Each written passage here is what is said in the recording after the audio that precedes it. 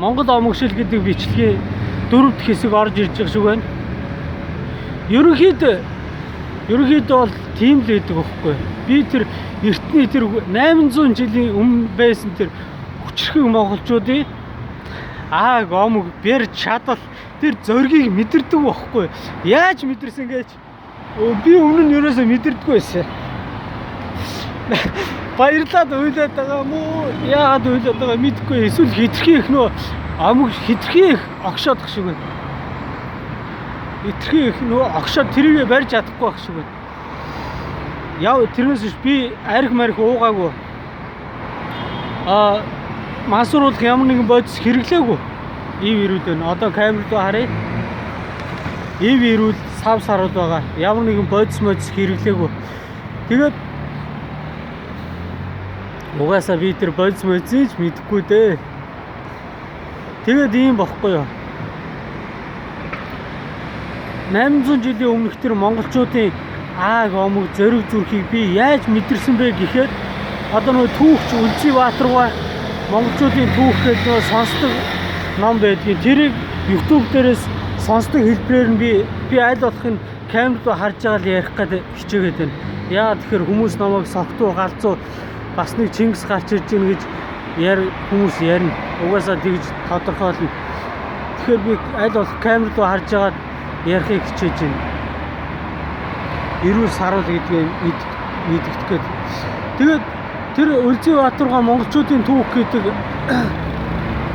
тэр түүхийг амар их сонсдог байсан бохоггүй юу.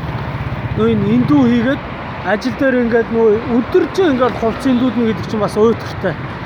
Тэгээд тэр түүхийг ингээд сонсоод эсэж чи өдөр болго ингээд тэр YouTube дээр бүгдээрээ байхгүй шүү дээ. Тал хэсгээсээ ингээд жоохноор энэ тэндээс ингээд оруулсан байдгийг. Үлзийбаатарын монголчуудын түүх сонсдог ном энтергээд YouTube дээр ороод энэ тэндээс хэсгээрээ байгаа. Тэгэд тэрийг ингээд сонсоод байсан чинь өдөр болгон сонсоод байсан чинь ингээд өдөр болгон өөрийгөө хэн гэдгээ мэдрээдсэн байхгүй. Би хин бэ? Миний түүх хин бэ? Би юу хийж чадах юм бэ? Гэдгээ ингээд мэдрээд ихсэн байхгүй. Амар.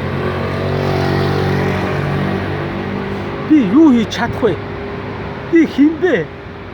Гэдгийг ингээд мэдрээд ихсэн байхгүй. Тэгээд ихсэн чинь би ингээд өөртөө амар ихтгэлтэй болоод эхэлж байгаа. Одоо би энд 2 жил болж байна заяа. 2 жил болоход хүмүүс бүр нурмаагаад хямар сүлдээ алдаад хинч биш болоод гудамд гараад гүлэг царайлаад жомбог болох нь жомбог болоод яхан болох нь яхан болоод ир эмгүү бие өвлөд ачаага алдаад эхэлдэг байхгүй юу. Амьдрч чадхаа байгаад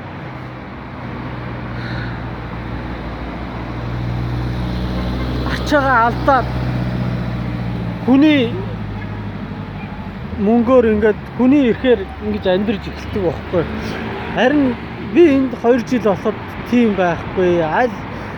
Амар босоо. Хүмүүс намайг харчаад амар атаарах тийм шүү дээ. Эч нөгөө өөртөө итгэх итгэлээ олоод авцсан. Өөрийгөө хэн гэдгээ мэдэрсэн. Өөрийгөө юу хийж чадах вэ гэдгээ мэдсэн. Тийм хүн чи ийм болчдөг юм байна. Одоо тэр хүмүүс Чингис тэр өөлөн их тийм үнцэрхэг үзэлтэй хүмүүсийг бүгдээрээ нулимаал. Тэгээд хамгийн муухай би хинч биш гэдгээ мэдэрсэн. Би хинч биш гэд бүр генэндээ ингээ шингээсэн бишээ. Тийм биш. Монгол хүмүүсийн генд нь байдаг тэр Монгол уур, Монгол итгэл, Монгол тэр амар хүч чадал гэж байгаа шүү. Тэр хүч чадал гэдэг юм чи генэндээ байдаг байхгүй юу? Тэрийг Монгол хүмүүс одоо энэ сүүлийн үеийн хүмүүс би хинч биш, би юу ч чадахгүй гэд ингээд генэндээ ингээд суулгаад байгаа байхгүй юу? Тийм биш ээ.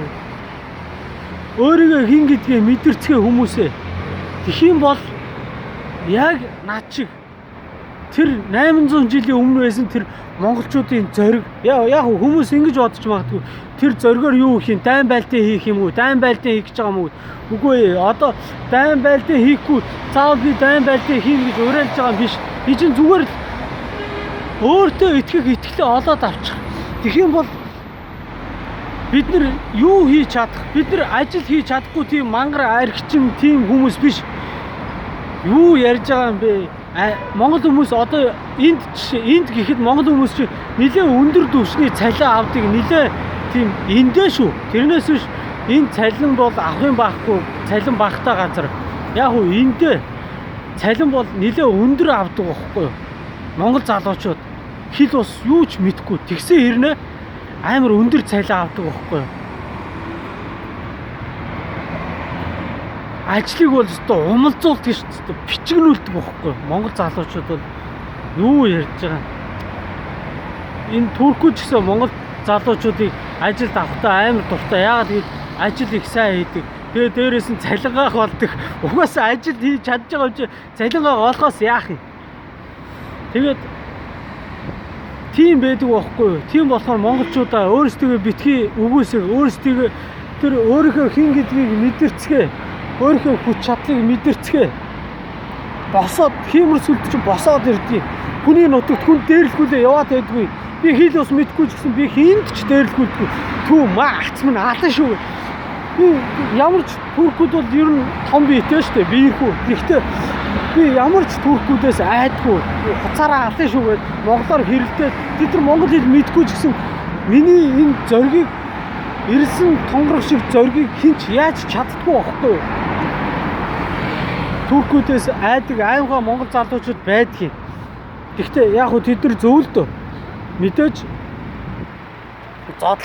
зодуулаад тэгтээ ирсэн тонгорох шиг зоригийг хинч яаж чаддгүй байхгүй юу? Энэ зоригоор юу хийх юм бэ гэж үү? Энэ зоригоор мэдээж юу ч хийхгүй зүгээр л өөртөө итгэх итгэлийг хүн дээрлэхүүлэхгүй яваад өөртөө итгэх итгэлийг олж аваад тэгээд тэргээр ажил хий. Ийм л гол зорилго. Би согтуу юм шиг байна уу? Эсвэл согтуугаа нуух гэж ядж байгаа хүн шиг байна уу? Ямар ч арх дараас уугаагүй, мансууруулах бодис хэрэглээгүй. Сая зүгээр л амар огсчлоо. Монгол уур, Монгол огшил, Монгол хүч чадал гэдэг чинь энэ байхгүй юу? Та нар дааж энийг мэдрэхгүй. Зарим нэг хүмүүс бол бүр мэдрэхгүй явсаар байгаад авсан доор. Харин бид тэр Чингис гэдэг тэр залуу бол бас л зөрөгтэй байлээ. Хин талбай дээр тэгээд дуурч чадж байгаа.